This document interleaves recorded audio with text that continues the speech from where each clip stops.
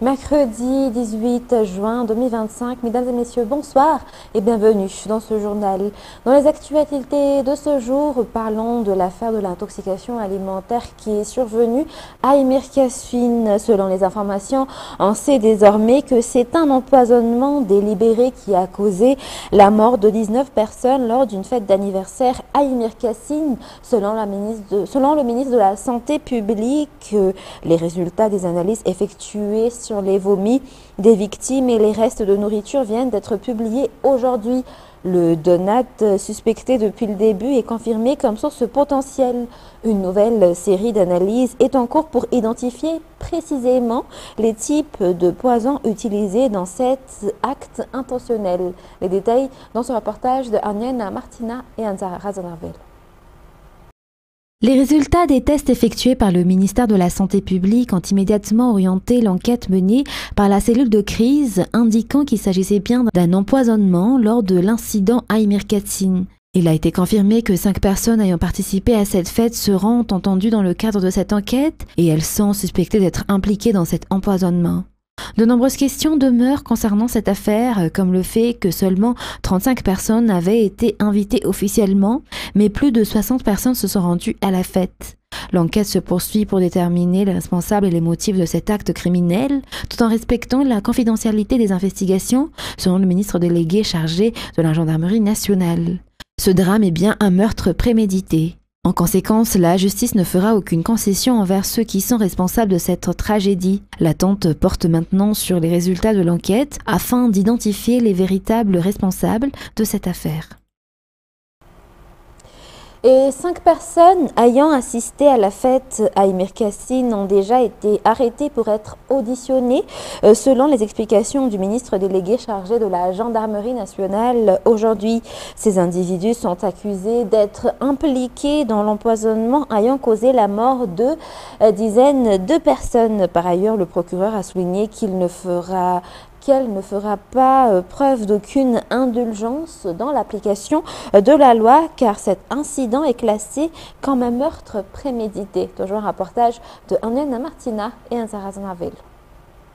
Alors qu'une intoxication alimentaire avait d'abord été suspectée comme cause du décès et de l'hospitalisation de dizaines de personnes ayant assisté à une fête d'anniversaire samedi dernier, à Emir Kasfine, les résultats d'analyse révèlent désormais qu'il s'agit bien d'un empoisonnement volontaire. Cette conclusion est basée entre autres sur des prélèvements effectués sur les donuts et sur les organes des victimes, comme l'a précisé aujourd'hui le ministre de la Santé publique. Selon les derniers chiffres disponibles ce matin, 19 personnes sont mortes à la suite de cet empoisonnement volontaire.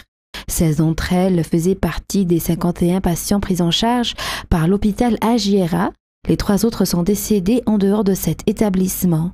Le traitement des patients toujours hospitalisés à la Agiera est actuellement axé sur la recherche d'antidotes pour soigner les survivants, d'après le ministre.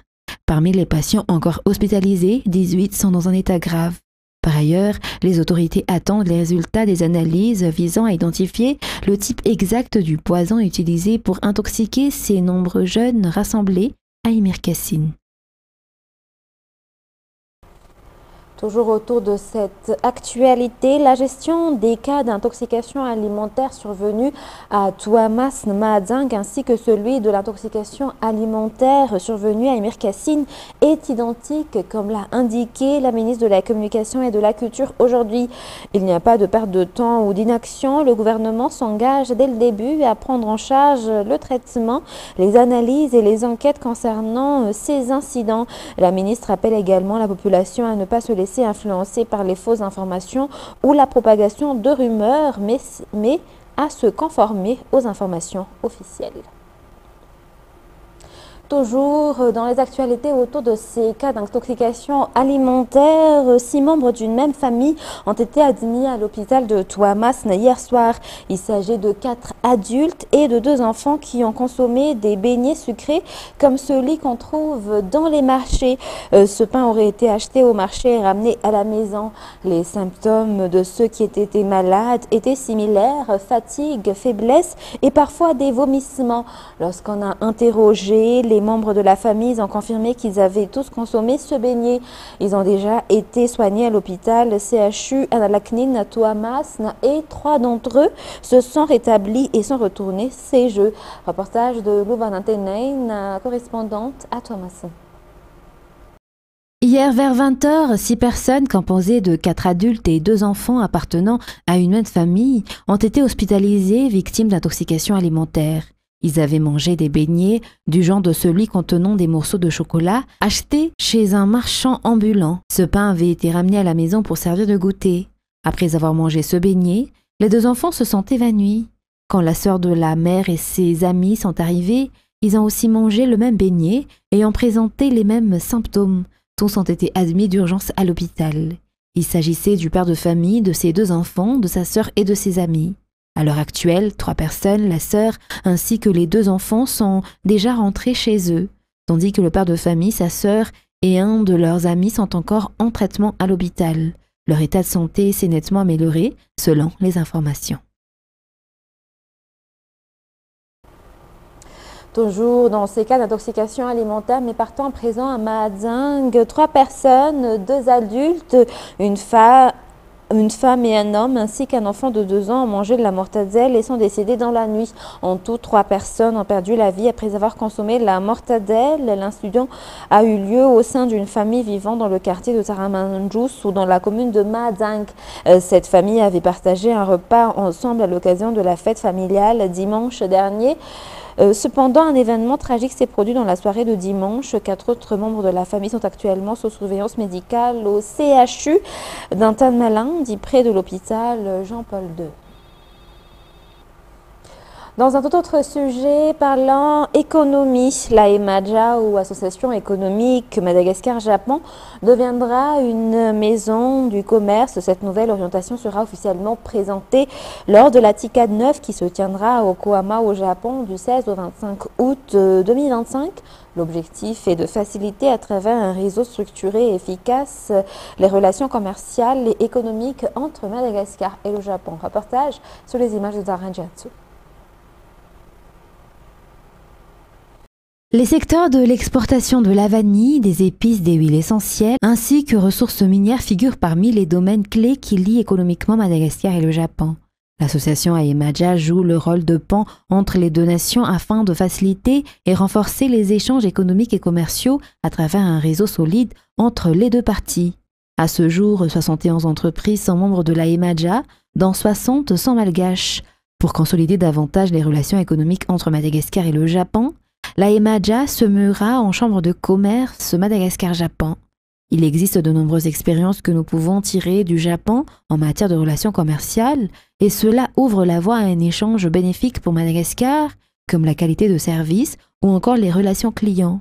L'AEMADJA a réuni hier les acteurs du secteur privé afin de leur présenter les opportunités qu'offre le partenariat commercial entre le Japon, en particulier la participation à la TICAD 9, qui se déroulera à Yokohama, au Japon, du 16 au 25 août 2025. Les femmes peuvent parfaitement intégrer le secteur de la mécanique selon les professionnels du domaine. Aucun obstacle particulier ne les empêche d'exercer ce métier. Après une formation de 6 mois, les 25 premières femmes bénéficiaires du projet Mekamama, financé par l'Organisation internationale de la francophonie, ou OIF, en partenariat avec le secteur privé, entrent aujourd'hui en phase d'insertion professionnelle. Reportage de Ruth Christelle Ragout-Malal et Yves Janel. La mécanique n'est plus un domaine réservé exclusivement aux hommes. Les femmes peuvent y faire leur place, malgré les préjugés de la société qui continue de considérer ce métier comme essentiellement masculin. Le projet Mekamama constitue une étape importante pour l'inclusion des femmes dans le secteur de la mécanique, en particulier les mères à qui il offre un tremplin vers l'autonomie. Il s'inscrit dans une démarche d'autonomisation économique des femmes à travers la formation professionnelle. En plus de l'apprentissage technique, des modules complémentaires ont été dispensés aux bénéficiaires.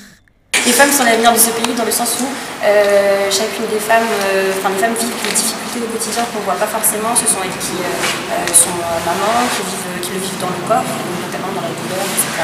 Il y a énormément de femmes qui vivent des situations de précarité économique dues à l'éclatement parfois des cellules familiales ou qui subissent parfois certaines violences. Et je pense que le fait d'investir dans ce genre de formation, c'est donner une opportunité à ces femmes de pouvoir transmuter ce qu'elles traversent au quotidien et de pouvoir servir leur société et aussi faire des mamans dont leurs enfants seront fiers également. L'idée, on essaye d'attirer un maximum d'acteurs locaux, que ce soit des concessionnaires, que ce soit des garages, et qui sont déjà extrêmement intéressés. On n'a vraiment pas eu de difficulté à placer les 25 personnes issues de la première formation. Donc dans l'idée, c'est de pouvoir agrandir cette formation-là, agrandir les capacités d'accueil et du nombre de femmes qu'on peut former, et de pouvoir les placer dans de plus en plus de garages et voilà. Ces femmes, formées pendant 6 mois dans le cadre du projet Mekamama, entament désormais leur insertion professionnelle. Toujours dans cette page sociale, parlons santé. La Grande Foire de la Santé, un événement de consultation médicale gratuite, a attiré de nombreux visiteurs aujourd'hui sur la place Baréa à Mamasne, où elle a débuté. Plus de 60 stands de diverses spécialités médicales sont présents sur les lieux. L'événement est placé sous le haut patronage de la Première Dame de la République, Narazwil. Reportage de Anena Martina et Anzaratina Ville. Une délégation spéciale de 44 personnes en provenance de l'université Loma Linda des États-Unis est arrivée hier à Madagascar. Ces experts, aux côtés de professionnels de santé malgaches, se sont mobilisés dès ce matin sur la place Baréa Mamasne pour offrir des services médicaux gratuits à la population. Parmi les bénéficiaires figure cette mère de famille venue se faire extraire une dent. Une soixantaine de spécialités médicales sont représentées sur la place Baréa. Des dépistages variés y sont également proposés, notamment pour le cancer ou le VIH. Pour Anjem Fidson, c'est l'ophtalmologie qui l'a le plus intéressé.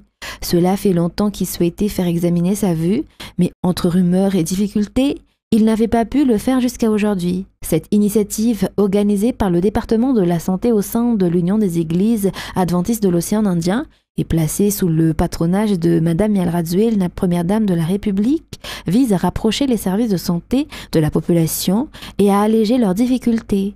Selon les organisateurs, les activités sur la place Baréa dureront 2 jours. L'événement se poursuivra également sur un échange de savoir-faire avec ces spécialistes étrangers. L'accès reste libre et ouvert à tous selon les informations fournies. La commune d'Ambondjomsoch a reçu la visite du député d'Ambato Finajan, Richard Azafnjabar, accompagné des responsables de l'OMC et des maires d'Ambondjomsoch et d'Ambato Mifanung. À cette occasion, des vélos ont été remis à tous les chefs de Fukuntan ainsi que des uniformes identiques pour les membres des groupes communautaires affiliés à l'association Lambamen. Le même jour, des matelas offerts par le président de la République ont été distribués au centre de santé grâce à un financement du SIAD. De nombreux bons scolaires ont également été livrés aux écoles locales fournis par le ministère de l'Éducation nationale.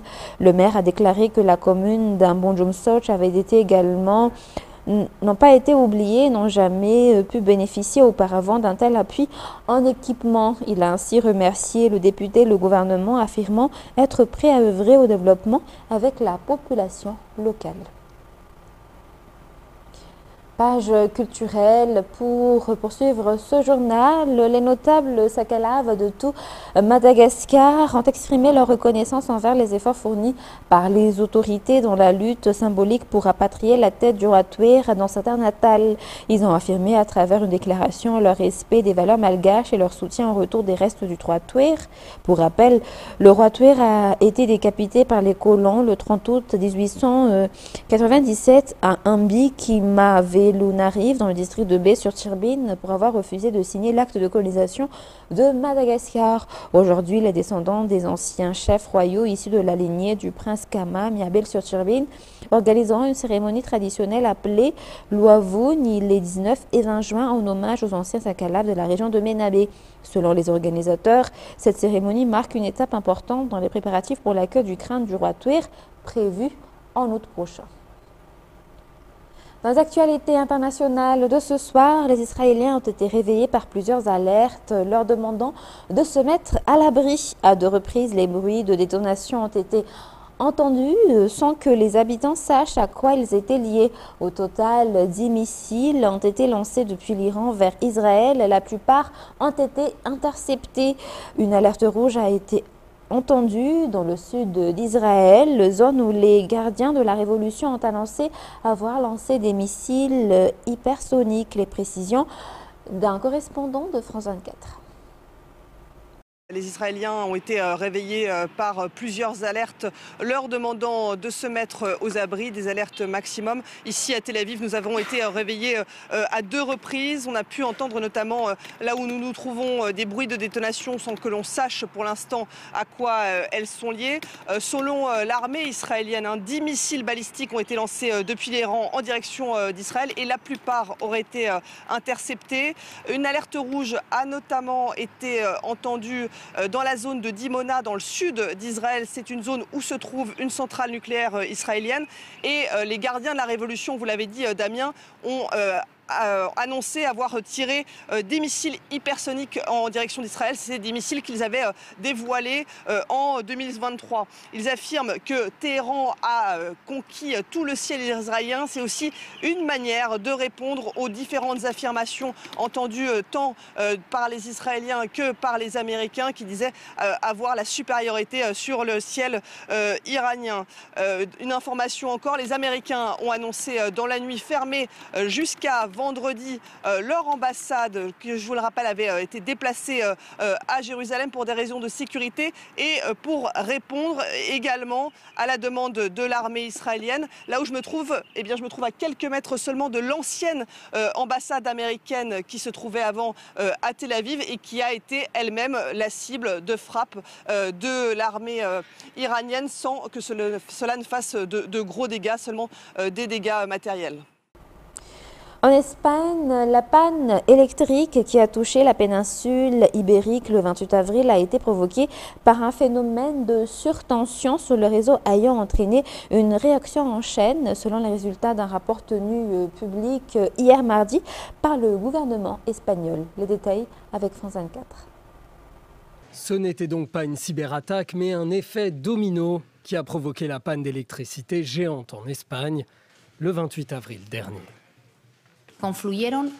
Il y a eu une combinaison de facteurs. La première cause était un phénomène de surtension qui a provoqué une réaction en chaîne, des déconnexions de centrales qui, à leur tour, ont provoqué de nouvelles déconnexions. Et pourtant, il y avait un plan. Dans les jours précédant le blackout, des variations de fréquence avaient été observées en Espagne. La veille de la panne, un plan avait donc été prévu pour stabiliser le réseau électrique, l'activation de 10 centrales supplémentaires. Sauf que l'une d'elles a indiqué qu'elle ne serait pas opérationnelle le lendemain, sans être remplacée. Le 28 avril, dans la matinée, tandis que la vie suit son cours en Espagne, en coulisses, les variations de tension se poursuivent. Ces oscillations de fréquence provoquent une surtension générale sur le réseau électrique. Les protocoles pour la résorber ne fonctionnent pas. Les centrales se déconnectent alors du réseau pour éviter d'être endommagées, ce qui provoque, à 12h33, le blackout. Enfin, ce rapport d'enquête exclut une autre hypothèse qui avait été évoquée, une surtension provoquée par les énergies renouvelables, solaires notamment.